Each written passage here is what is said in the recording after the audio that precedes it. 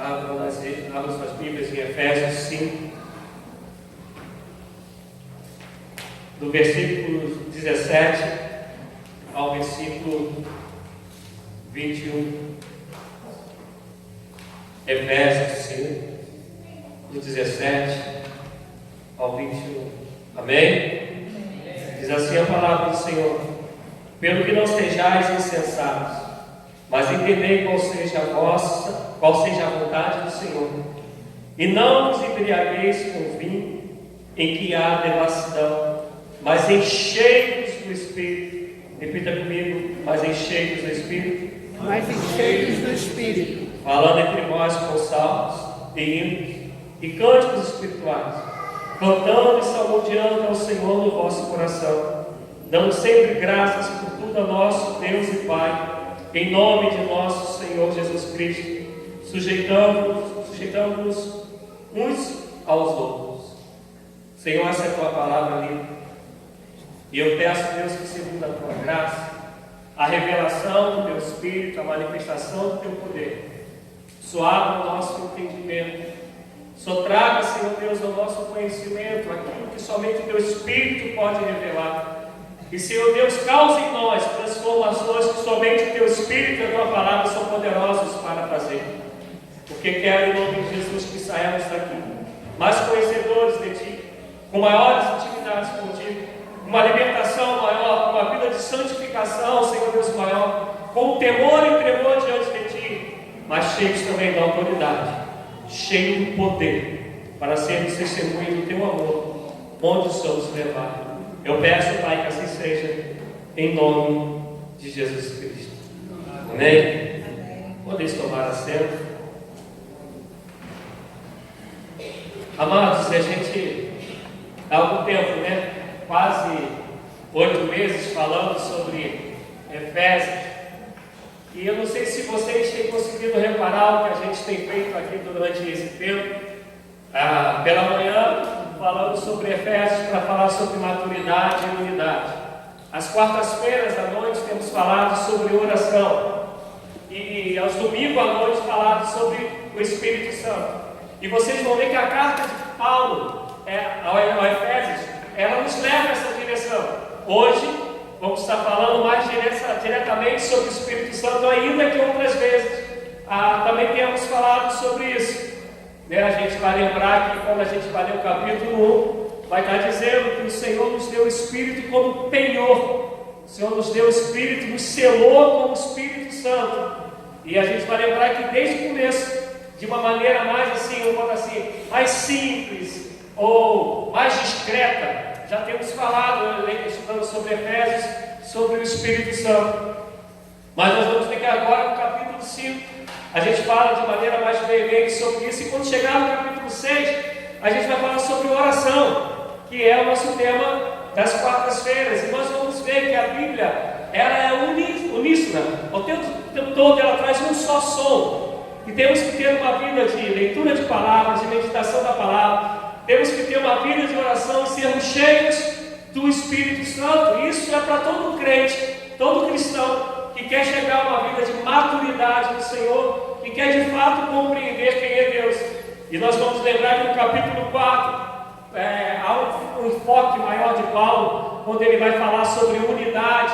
Ele vai dizer que somos membros que formamos um só corpo, e vai falar a partir do 11, que o Senhor deu alguns, 4:11, que o Senhor deu alguns para pastores, evangelistas, e ele vai dizer que tudo isso é para que cheguemos à perfeição do corpo de Cristo.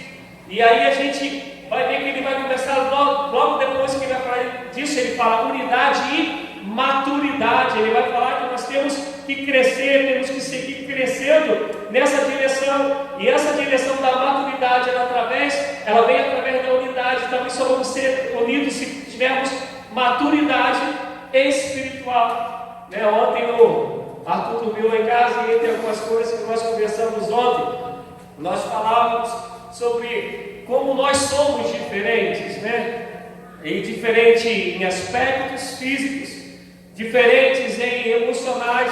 No aspecto emocional, nós vamos pegar aqui pessoas que são muito emotivas, nós vamos pegar outras pessoas que já são duras e que faz uma pedra, A gente vai pegar aquele outro que já está no equilíbrio. Nós vamos pegar outros que estouram, se explodem, perde o pavio, né? Costuma dizer que o pavio é muito pequenininho. E a gente vai ver que o outro é longânimo, né? Você quase nunca consegue tirar do sério.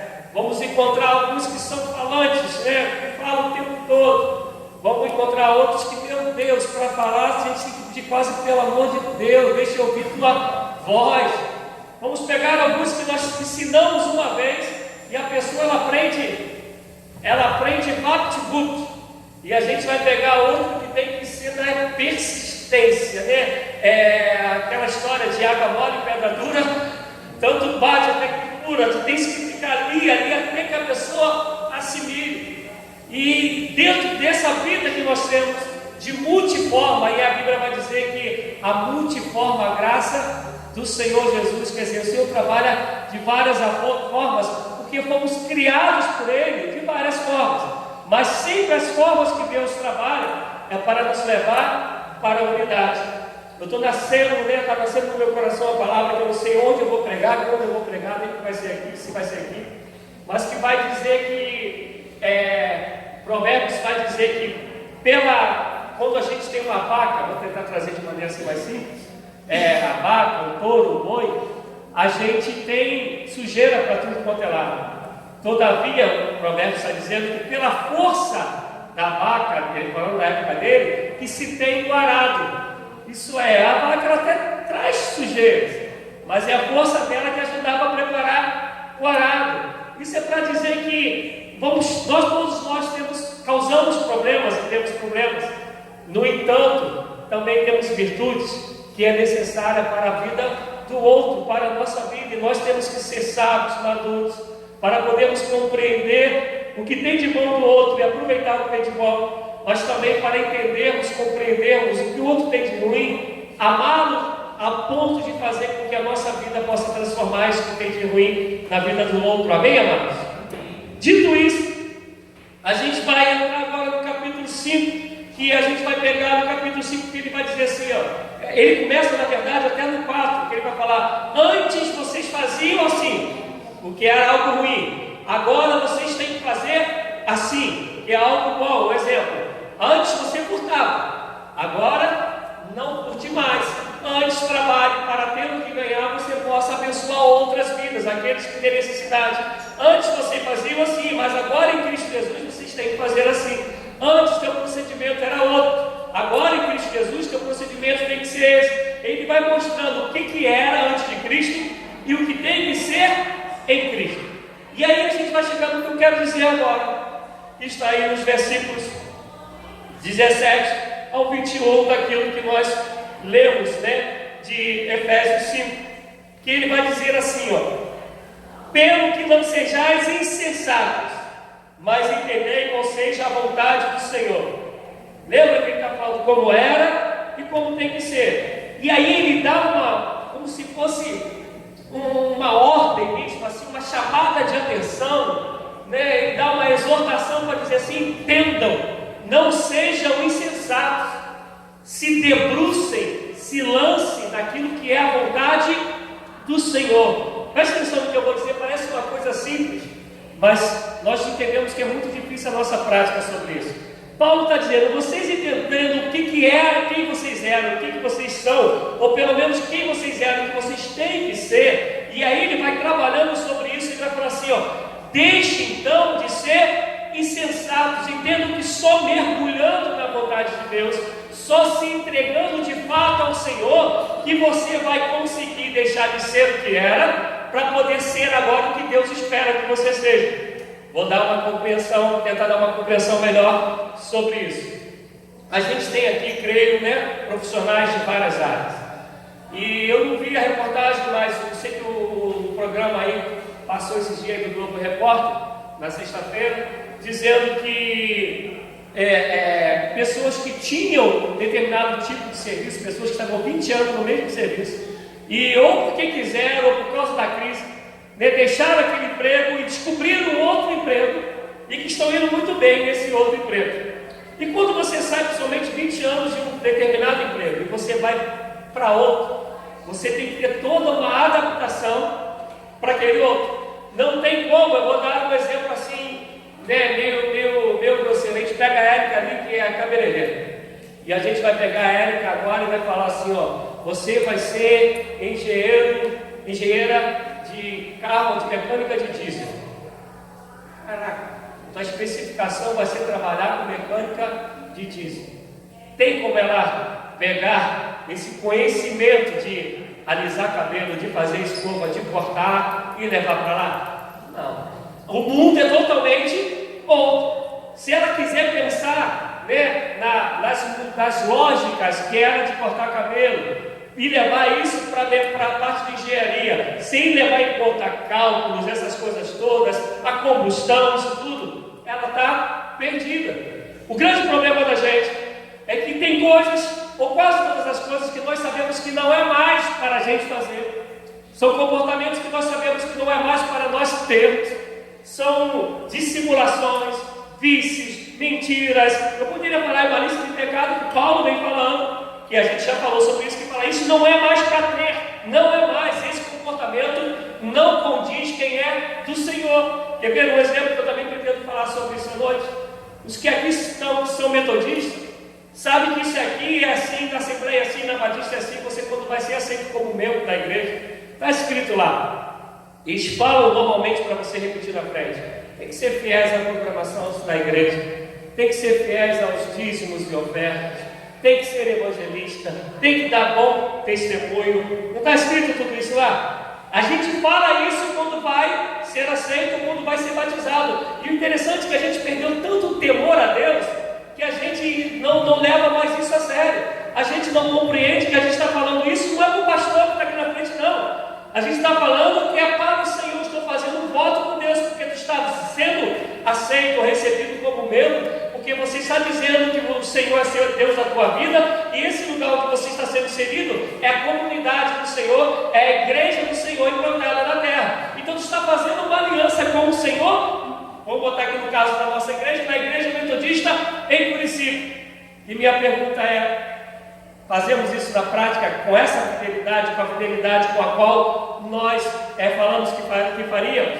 Eu estou querendo dizer que a gente às vezes tem um resquício do mundo, que a gente pode falar que vai fazer uma coisa e na verdade não necessita tanto cumprir. E a própria Bíblia vai dizer que seja seu sim, sim, e o teu não, não. É melhor do que não vote do que votar e fazer voto de tolo. A gente conhece a nossa arte, mas a gente foge disso. A gente acha que a mesma malandragem, o mesmo jeitinho brasileiro, as mesmas artimanhas que a gente tinha antes de Cristo, a gente pode tê-las também no Evangelho, e assim defraudando a nossa fé e defraudando também aquilo que a gente um dia confessou com a boca, que Jesus Cristo é o Senhor da nossa vida. E Paulo aqui ele dá uma exortação: olha, não sejais mais, a palavra que ele usa aí, insensato. Eu vou pedir ajuda. O que significa insensato?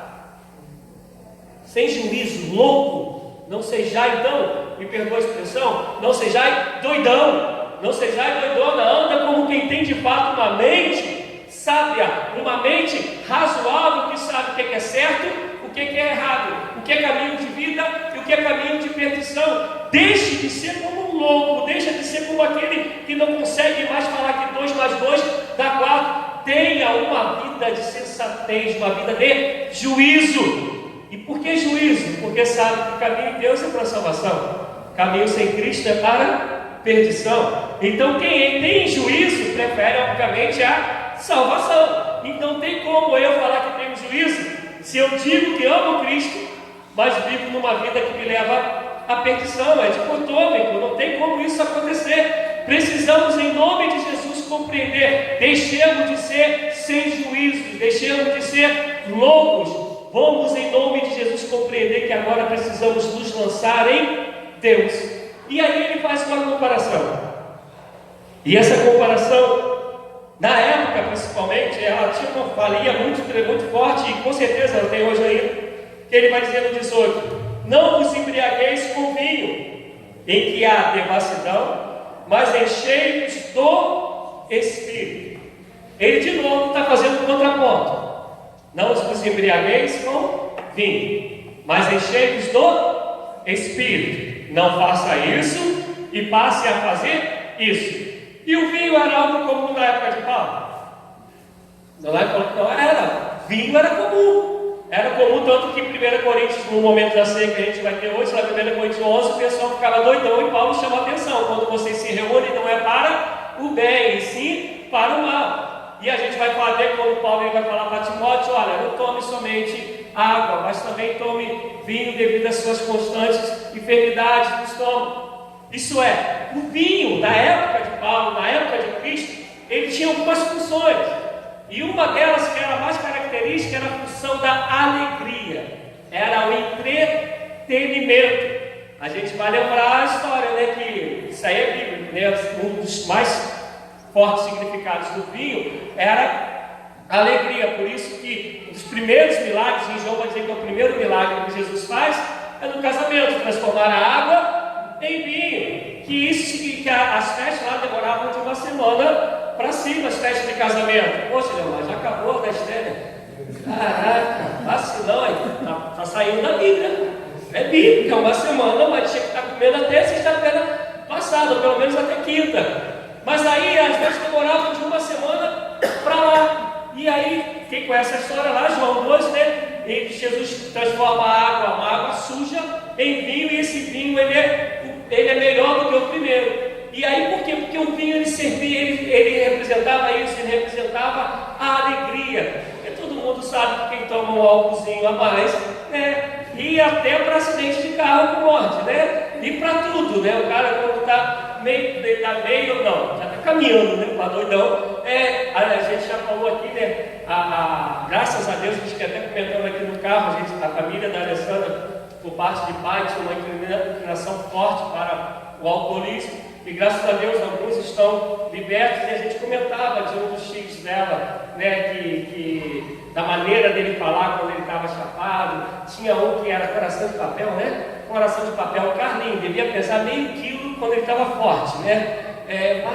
Magrinho, pequenininho, tudo peixinho, sempre rindo, peixinho sempre rindo, porque assim, ele não ficava bêbado, ele era mesmo. Ele não ficava, mas só conseguia piorar, mas não tinha como ficar. E a gente vê que estava sempre rindo, estava sempre alegre, estava sempre bom. E eu quero abrir um parênteses para falar sobre duas coisas sobre esse significado do vinho. Primeira coisa que eu quero falar sobre entretenimento. Não tem mal nenhum, por favor, somente vocês que já me conhecem um pouquinho, não tem mal nenhum em entretenimento, em querer se divertir. Era uma das coisas até que eu conversava ontem também com o Arthur, falando de jogo, né? Eu não consigo gostar disso, mas vocês sabem que eu amo uma bola, estou aí proibido de tudo que eu gosto por causa dos treinos, mas amo futebol, parapente, surf, não posso fazer nada desses treinos. Amo essas coisas, amo filme, isso já dá para fazer. Sou apaixonado por filme. Entretenimento, ele é muito bom. Só que a gente também precisa entender que há tempo para todas as coisas embaixo dos céus, Eclesiastes 3. O grande problema é que a gente tem usado hoje na igreja, não estou falando da igreja metodista, estou pregando para o povo de Deus, amém? Nós temos usado a igreja mais para entretenimento do que de fato para adoração ao Senhor.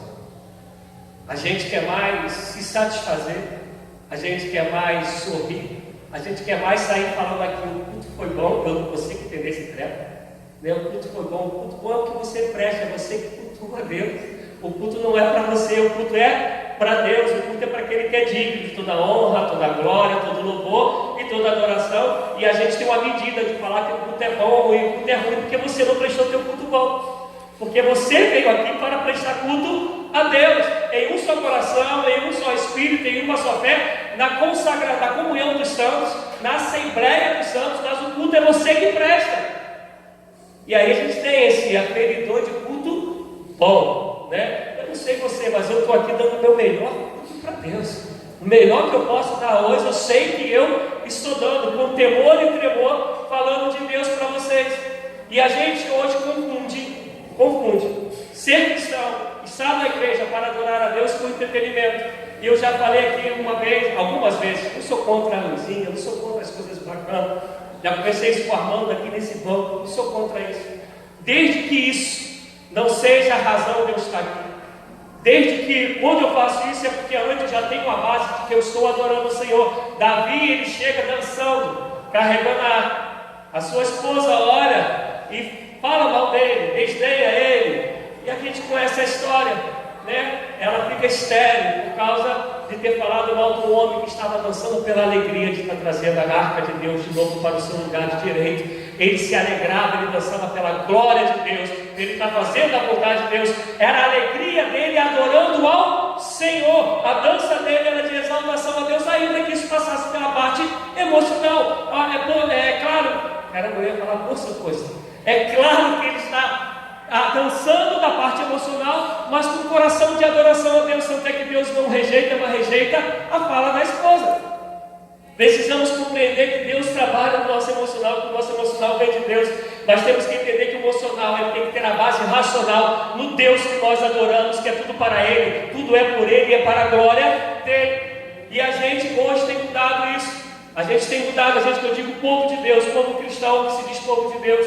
As igrejas só são boas se elas têm um montão de entretenimento. A igreja são, eu já falei aqui, por favor, está sendo até gravado, mas eu já falei aqui com a minha filha, né? Ela, João Pedro, uma vez aqui dirigindo o culto dos juvenis e falou assim: se tu tiver vontade de se tacar no chão, você se taque, adora o Senhor. E eu fico assim, caraca, mas por que me tacar no chão? Por que eu vou adorar a Deus e me tacar no chão? Será que eu vou limpar porque está sujo? Vou limpar com a minha roupa? Qual é o propósito da adoração de falar isso? Se você quiser se tacar no chão, que se ataque, se jogar no chão, se tem... Amados, eu creio que Deus ele pode fazer tudo. Eu creio que Deus faz. Mas quando é Deus que faz, Ele faz para a glória dEle, com propósito.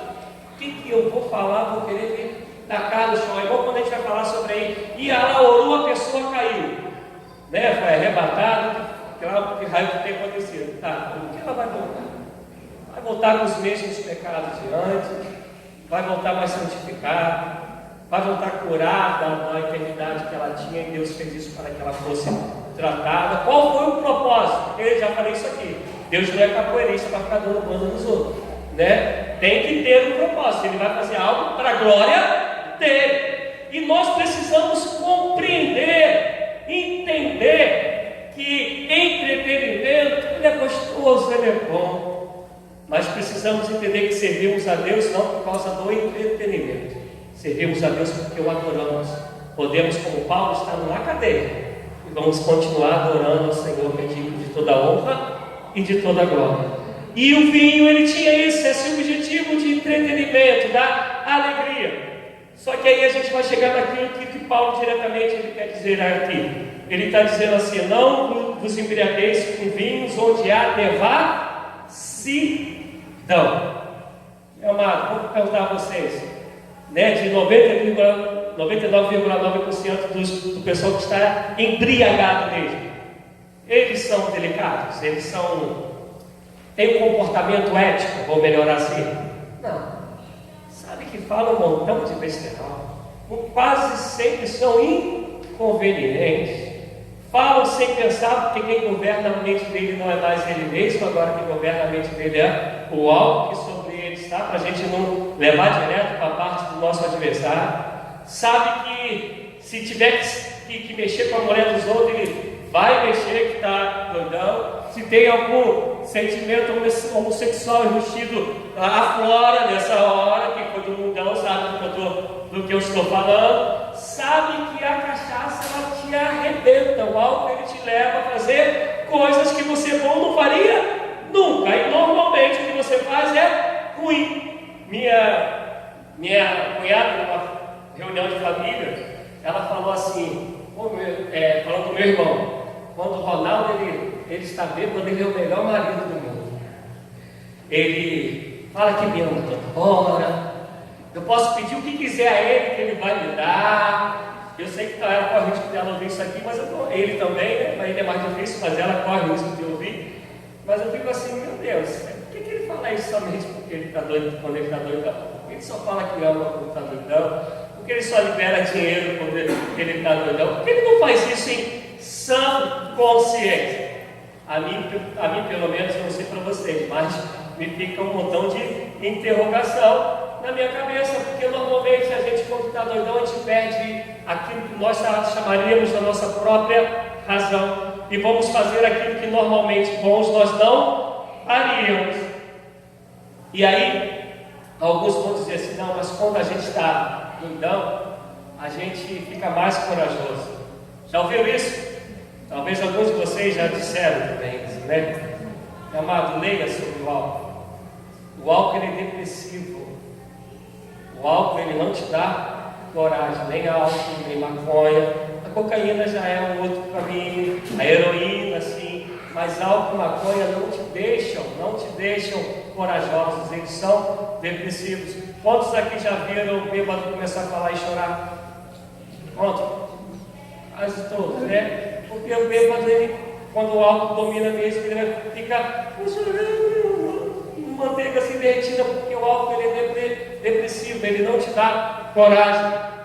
E aí, não pense, ele está falando isso porque agora ele está bêbado, está coragem. Não, não é coragem não. Ele já perdeu o dom. Quem domina agora não é mais nem propriamente nele, muito menos é Cristo Jesus. Quem o domina é o álcool. Quase 100% de chance de ser o adversário das nossas almas. Por isso que Paulo vai dizer que aí há devassidão. Mas aí ele fala o contrário: enchei-vos do Espírito. E no original grego, e eu falei isso aqui na semana passada, encher do Espírito é eu me enchi hoje e acabou. Há algumas conjugações verbais do grego, uma delas se chama aoristo, que é uma que a gente encontra muito na Bíblia, principalmente quando está falando sobre Jesus. A origem é assim: imagina, você tem um lápis, você quebra esse lápis, depois você vai e cola esse lápis, ou bota durex, o que? Você emenda esse lápis. Esse lápis é o mesmo que era antes de quebrar? Não. Quer dizer, ele nunca mais vai ser o mesmo lápis. Você pode até fazer dois dele, né? Quebrou, faz porta, não é agora, você tem que ter um de dois, mas nunca mais será o mesmo lápis. O verbo auristo é assim: aconteceu uma vez, foi feito uma vez para nunca mais acontecer. É dali e ali vai ficar. Por isso que Paulo vai dizer assim: eu sou o último dos apóstolos. Leram isso, não leram? Paulo está falando do verbo auristo: eu sou o último, depois de mim não há outro. Embora tenha um montão hoje aí que se diga apóstolo, mas não tem. Biblicamente, Paulo ele é o último dos apóstolos. Dito isso, não é esse verbo que está aqui. O verbo que está sendo usado aqui é um verbo contínuo. Eu tenho uma vida sendo cheio do Espírito, eu me encho do Espírito constantemente. Por isso que o próprio Paulo vai dizer também: enchei-vos do Espírito, e ao mesmo tempo vai dizer: não enxigais o Espírito. Por isso, crente, entenda: se ontem você orava 10 minutos, hoje você tem que orar 12. Se ontem você lia a palavra meia hora, leia hoje 40 minutos, porque você tem que se encher todos os dias. É algo contínuo, é algo constante. Paulo vai dizer: enchei-vos do Espírito. Só que se você entendeu, ele fala enchei-vos do Espírito, fazendo uma contraposição ao que ele falou sobre a embriaguez. Eu vou dar um exemplo melhor nisso. Você abre sua Bíblia em Atos 19. Paulo ele chega a Efésios, justamente a Efésios. E aí quando ele chega lá em Efésios, o povo conhecia Jesus, tinha fé em Jesus Cristo, todavia ainda não haviam recebido o Espírito Santo. Paulo vai lá, impõe as mãos sobre eles e fala para que eles recebessem o Espírito Santo. E aí a Bíblia vai dizer em Atos 19 que eles são cheios do Espírito. Todavia, você vai pegar lá em Apocalipse, vai falar sobre a igreja de Efésios. Vai falar que tem um monte de coisa que Deus não está mais satisfeito com ele. E antes de chegar em Apocalipse, está Paulo aqui falando para eles: olha, vocês receberam, porque Paulo que orou por eles receberam, mas vocês têm que compreender que isso é ato contínuo, não é porque receberam e agora acabou, já está tudo bem. Vou dar um outro exemplo para vocês. Quem conhece as histórias dos avivamentos? A Inglaterra foi um dos países, historicamente falando, que mais nós encontramos sobre avivamento.